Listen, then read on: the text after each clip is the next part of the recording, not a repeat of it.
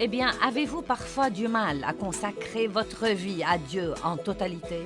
Nous allons expliquer aujourd'hui comment faire ça et pourquoi il est si important d'être complètement engagé.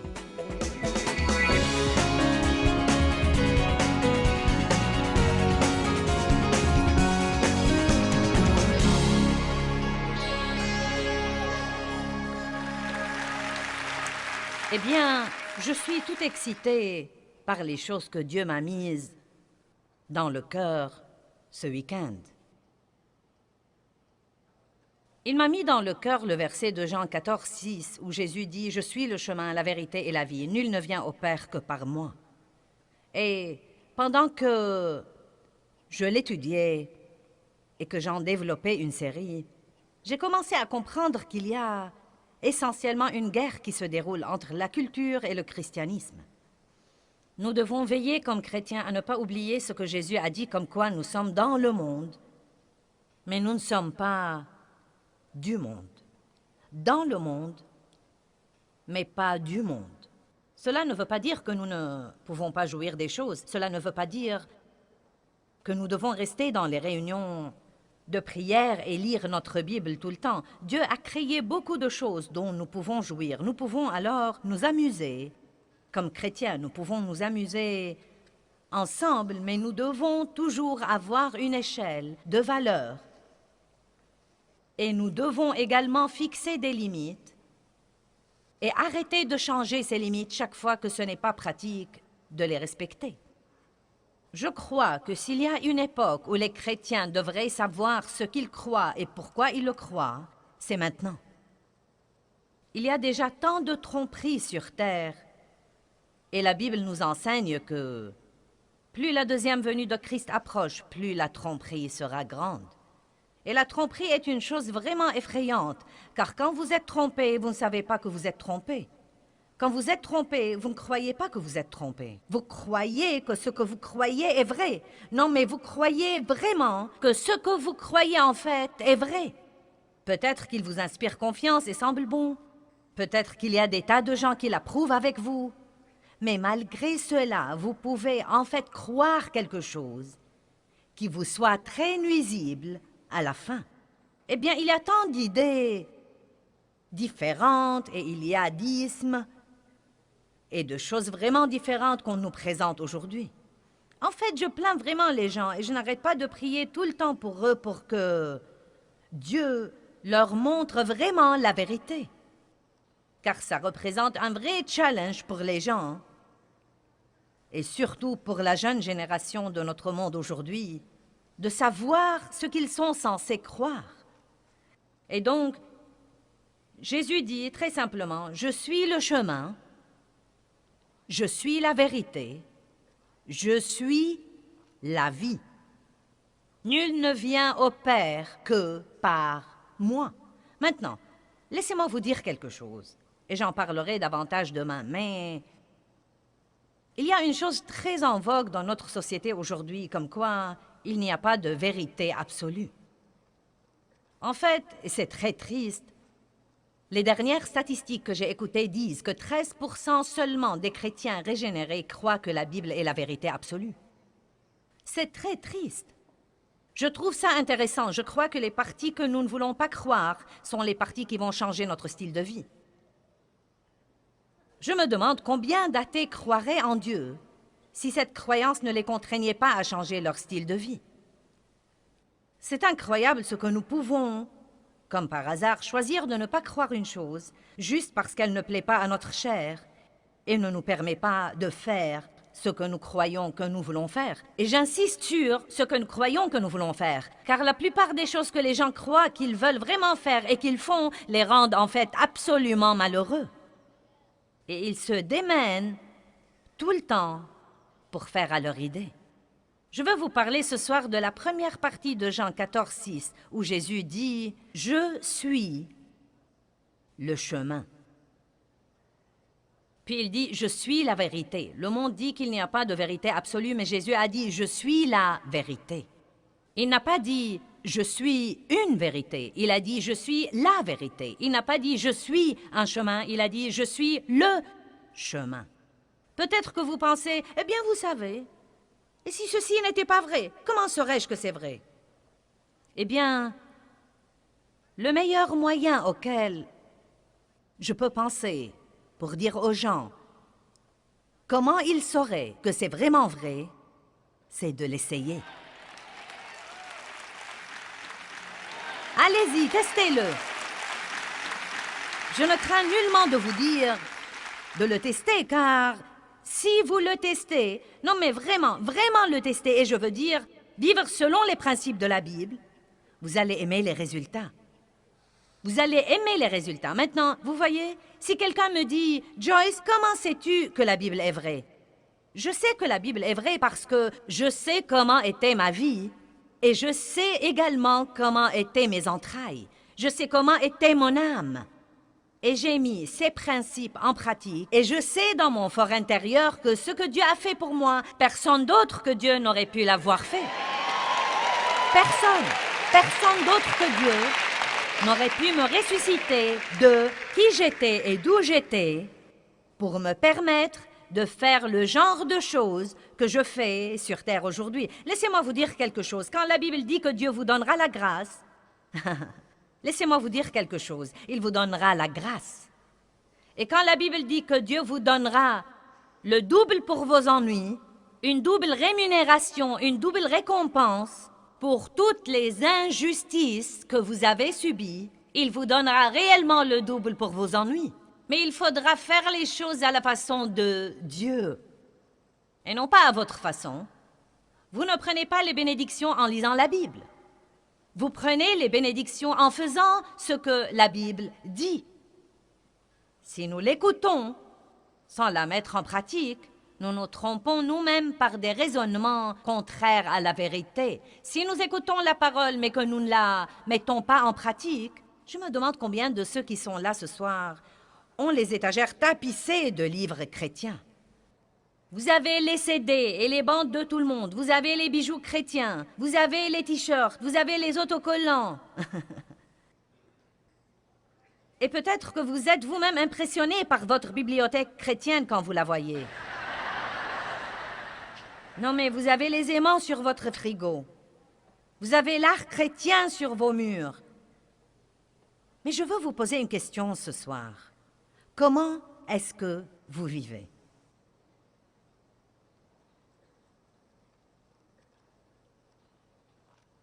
C'est dangereusement calme par ici. Comment est-ce que vous vivez? Et surtout les millions qui nous regardent à la télé. Comment est-ce que vous vivez? Si vous n'aimez pas votre vie, peut-être que vous devez commencer à examiner vos choix. Et si vos choix ne s'alignent pas sur la parole de Dieu, si vous commencez à prendre des décisions qui s'alignent sur la parole de Dieu et que vous les respectez, vous verrez des changements agréables dans peu de temps. Maintenant, est-ce très facile? Non, ce n'est pas facile car notre chair est remplie du principe du péché. Quand nous sommes régénérés, Jésus vient vivre au-dedans de nous. Son Saint-Esprit vient demeurer au-dedans de nous et nous recevons une nouvelle nature, la nature de Dieu. Mais le principe du péché est toujours très vivant dans notre chair. Vous devez nourrir votre esprit et vous faites ça en étudiant la parole, en passant du temps avec Dieu, en communiant avec des personnes qui pensent comme vous et sont positives et partagent vos croyances. Et vous nourrissez votre esprit. Quand vous louez Dieu et adorez Dieu, vous nourrissez votre esprit. Et étant là ce soir, vous nourrissez votre esprit. C'est différent de nourrir votre corps. Vous nourrissez votre esprit. Et si vous le nourrissez assez, il sera assez fort pour dire oui à Dieu et non à la chair. Mais si vous ne nourrissez pas votre esprit, le principe du péché qui est dans votre chair prendra toujours le dessus. Et bien que vous vouliez faire ce qu'il faut, vous vous surprendrez à faire ce qu'il ne faut pas, parce que vous n'êtes pas assez fort spirituellement pour dire non aux choses auxquelles vous devez dire non, et oui aux choses auxquelles vous devez dire oui.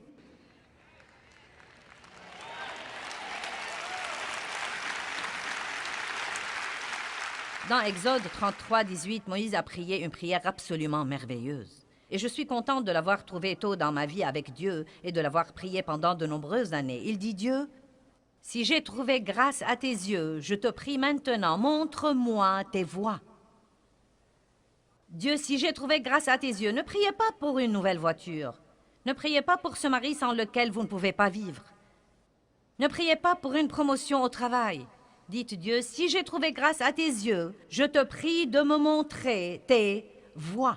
Je ne dis pas qu'il ne faut pas prier pour ces autres choses. Dites à Dieu tout ce que vous voulez. Vous pouvez adresser vos prières à Dieu, mais ne demandez jamais à Dieu de vous donner des tas de trucs si vous ne voulez pas d'abord ses voies. Ses voies. Nous devons apprendre ce qui plaît au Seigneur. Quand Jésus a dit qu'il était le chemin, il ne voulait pas seulement dire qu'il était le chemin du ciel. Bien des fois, nous pensons que ce verset veut juste dire « Oui, oui, Jésus est le chemin du ciel ». Non. Il est venu pour nous montrer comment nous devons vivre. Il est venu pour nous donner l'exemple de la manière dont nous devons vivre. Et il veut que nous suivions son exemple. Et quand nous vivons comme il a vécu, à ce moment-là, nous donnons l'exemple aux autres personnes dans le monde. Est-ce que vous savez pourquoi les chrétiens en général n'impressionnent pas le monde aujourd'hui? Parce que nous parlons beaucoup de la vie, mais nous ne vivons pas toujours la vie. Et quand je dis « nous », je ne veux pas dire « vous » ou « vous » ou « vous » ou « vous » ou « vous » ou « moi » ou quelqu'un d'autre. Il y a toujours des gens qui font ce qu'il faut.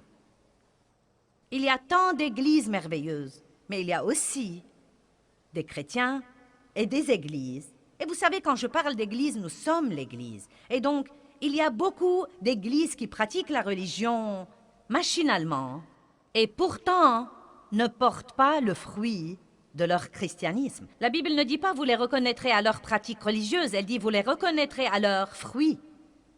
Je ne sais pas comment vous passez votre temps de prière et d'étude de la Bible, mais je passe beaucoup de temps sur moi-même. Et ce n'est absolument pas un temps égoïste passé sur moi. Non, mais je dois rester tout le temps intègre devant Dieu, car je ne peux pas faire ce que je fais et essayer en même temps de mener les autres si je leur dis des tas de trucs que je ne pratique pas moi-même. Et donc, vous devez travailler sur vous-même avec Dieu. Vous ne devez pas essayer de le faire sans le Saint-Esprit, mais vous savez, si vous êtes de mauvaise humeur, n'attribuez pas la responsabilité aux autres. Étudiez tout ce que vous pouvez trouver sur la colère et le mauvais caractère et le fruit de l'esprit, et priez là-dessus et étudiez-le, priez là-dessus et étudiez-le, priez là-dessus et étudiez-le, jusqu'à ce que vous agissiez mieux. Amen. Puis prenez la chose suivante qui vous pose un problème et arrêtez de regarder tous les autres et d'essayer de comprendre ce qui ne va pas chez eux et de leur dire ce qu'ils devraient changer. Vous avez déjà pensé à 10 personnes que vous auriez aimé qu'ils soient là ce soir parce que vous savez combien ils ont besoin de ce message. Eh bien, vous êtes là et ils ne sont pas là. Donc devinez quoi? Dieu doit avoir quelque chose à vous dire.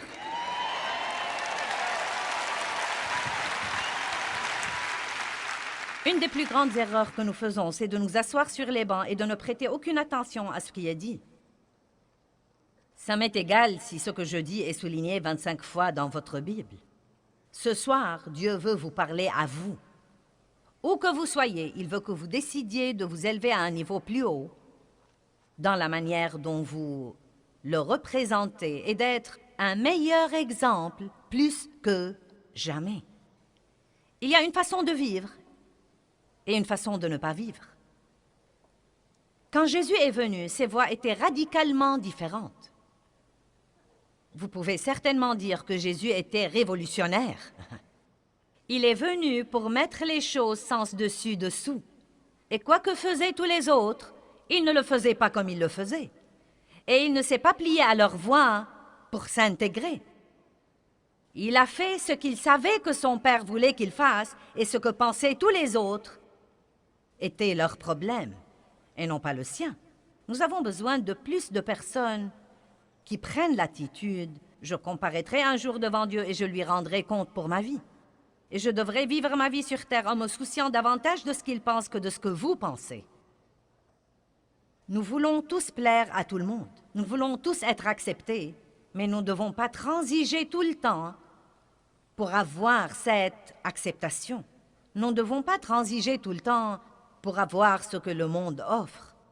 Si nous voulons servir Jésus, nous devons arrêter d'être tièdes. Nous devons être ardents, embrasés. Soit nous entrons et nous sortons, soit nous serons écrasés. Amen.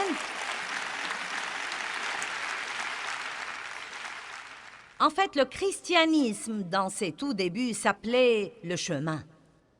J'aime ça.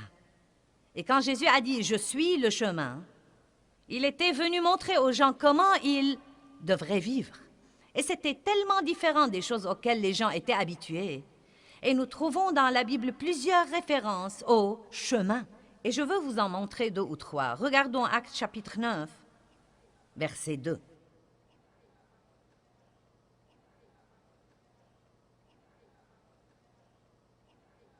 Qui d'entre vous convient avec moi que nous devons savoir ce que nous croyons et pourquoi nous le croyons et nous y accrocher aujourd'hui plus que jamais?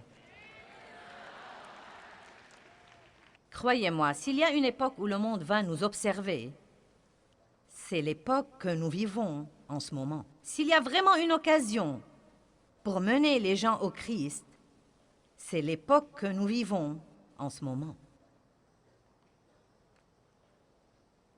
Et lui demanda des lettres pour les synagogues de Damas, afin que s'il trouvait des hommes ou des femmes qui fussent de la voie de la vie déterminée par la foi en Jésus-Christ, il les amena liés dans les chaînes à Jérusalem. C'était avant la conversion de Saul, quand il cherchait les chrétiens pour les arrêter et les persécuter et les battre.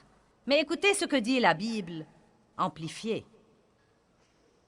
Il cherchait des hommes ou des femmes qui fussent de la voie de la vie déterminée par la foi en Jésus-Christ. Il dit donc que si quelqu'un croit en Christ, il doit y avoir un mode de vie déterminé qu'il doit vivre ou qu'il doit mener. Et vous savez, ça m'a vraiment aidé personnellement et ça m'a simplifié les choses plus que jamais quand j'ai finalement compris, il y a quelques années, il y a peut-être 8 ou 10 ans, quand j'ai finalement compris qu'une des raisons pour lesquelles les gens ont tant de mal à vivre leur vie chrétienne et leur expérience chrétienne, c'est qu'ils confient et délèguent tout à l'Église et ne se rendent pas compte qu'être chrétien veut tout d'abord dire vous détourner de votre péché, reconnaître que vous êtes pécheur, demander à Dieu de vous pardonner et savoir qu'il n'y a pas moyen d'avoir une relation avec Dieu que par Jésus-Christ qui a vécu la vie parfaite. Vous lui demandez de venir vivre au-dedans de vous, et cela marque le commencement de votre christianisme. C'est comme ça que vous devenez chrétien. Mais cela doit être concrétisé par un style de vie. Les chrétiens devraient avoir un style de vie différent de tous les autres. Un style de vie complètement différent. Vous voyez, j'ai un style de vie maintenant.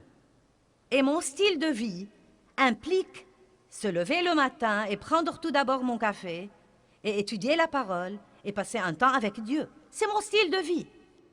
Ce n'est plus quelque chose que je dois essayer de faire. C'est comme quand je me lève le matin, je me brosse les dents, je mets quelques gouttes pour les yeux dans mes yeux parce qu'ils s'assèchent et je me lave le visage. Il y a certaines choses que je fais, c'est mon style de vie et nous avons tous un style de vie. Même ma chienne a un style de vie. Non mais croyez-moi, elle a ses habitudes et son style de vie. Non, mais je ne comprends vraiment pas comment la chienne sait les choses qu'elle sait. Mais elle sait des choses. Et il y a des endroits où elle veut s'asseoir et des endroits où elle ne veut pas s'asseoir. Et si elle veut s'asseoir sur mes genoux, elle veut que je cherche une couverture et que je la mette sur mes genoux. Et elle se tient au pied de ma chaise et me regarde comme pour me dire « Eh bien !» Et je sais qu'elle veut que je cherche la couverture de fourrure et que je la mette sur mes genoux. Et dès que je fais ça, elle monte sur mes genoux. Elle a un style de vie. Et c'est une chienne. Tout le monde a un style de vie. Mais si vous êtes chrétien depuis 5 ans et votre style de vie est toujours le même... Non, mais si vous traînez toujours avec toutes les personnes négatives, excentriques, grincheuses, avides avec lesquelles vous traîniez autrefois, pas étonnant que vous ne changiez pas. Être chrétien ne vient pas de venir à un hôtel, de prendre la promesse d'un billet au ciel, puis d'aller à l'église 1 ou 2 fois par mois, de prier une prière quand vous êtes désespéré et d'espérer que ceci couvre tout. C'est un style de vie. Un style de vie. Et je veux voir ce soir des personnes qui sont poussées à vivre un style de vie. Non, mais un style de vie engagé. Et ne pensez pas à toutes les choses que vous devez laisser tomber, car toutes les choses que vous devez laisser tomber vous rendent malheureux de toute façon. Tout ce que vous devez abandonner vous rend malheureux de toute façon, mais vous y êtes habitué. Vous y êtes juste habitué. C'est étonnant que nous puissions nous habituer à une chose et continuer à la faire, même si nous savons qu'elle nous tue. Vous entendez tellement de gens dire qu'ils sont occupés, qu'ils sont stressés. Je ne peux pas continuer comme ça. Je ne le peux vraiment pas, mais ils continuent à le faire. Et ils n'arrêtent pas jusqu'à ce que quelque chose de radical ne les arrête. Et c'est étonnant ce qu'ils peuvent changer leur style de vie. C'est étonnant qu'un homme occupé n'ait aucun temps jusqu'à ce qu'il ait une crise cardiaque et tout à coup, il a toutes sortes de temps. Je veux que vous me regardiez et que vous m'écoutiez.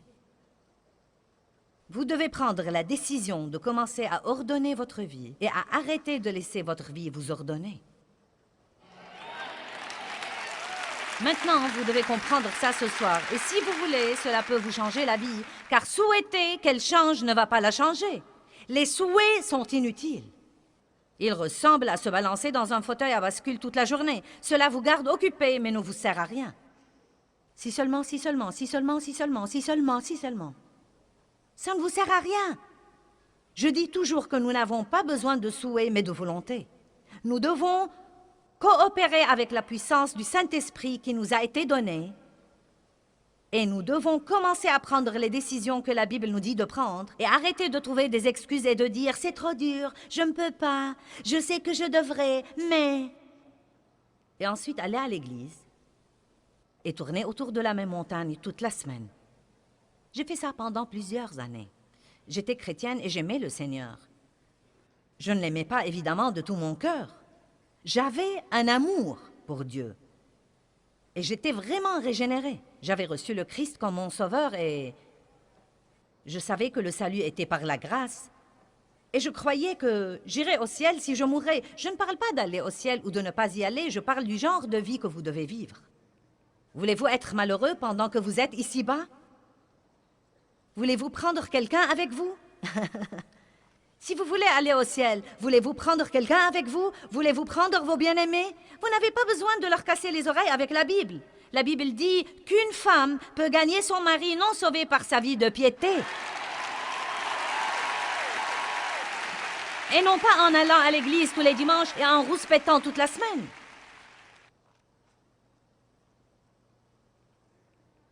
Vous êtes venu, vous saviez ce que vous auriez de moi quand vous êtes venu, donc.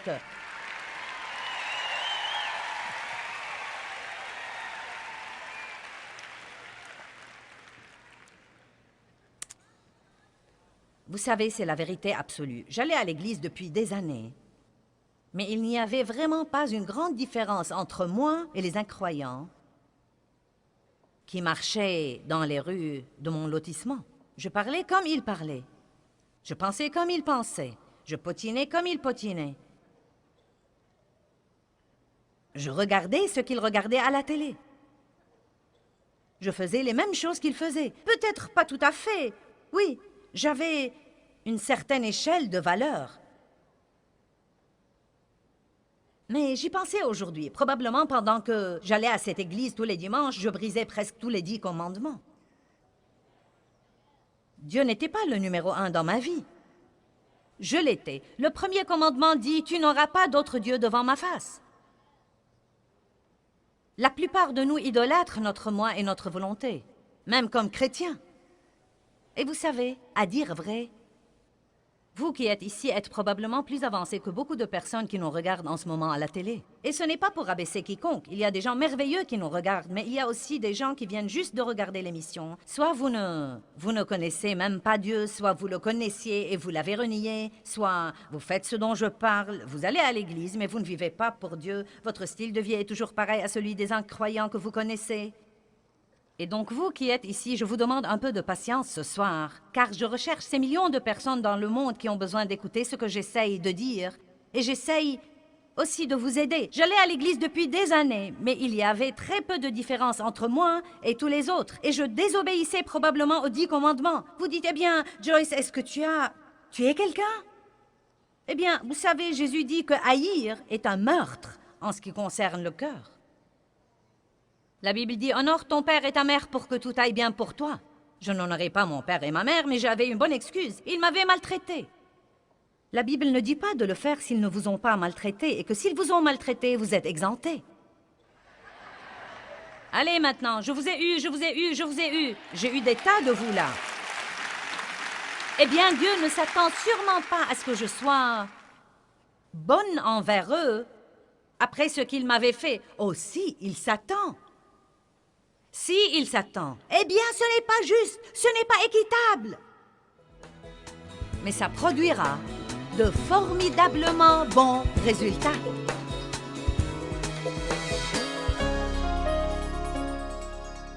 Eh bien, je veux vous encourager aujourd'hui à commencer à ordonner votre vie et à ne pas permettre à votre vie de vous ordonner. C'est très important de ne pas laisser tout ce qui est autour de vous vous contrôler. Et je veux vraiment vous aider sur ce plan, car je sais que certains d'entre vous croient qu'ils n'ont pas le contrôle. Et vous dites, eh bien, ceci arrive et cela arrive, et ce n'est pas moi qui décide. Eh bien, vous savez, il y a une vie bénie qui vous attend. Et ce n'est pas une vie dont vous lisez à propos et dont parlent les autres. Vous pouvez vivre une vie bénie. Vous pouvez vivre une vie bénie.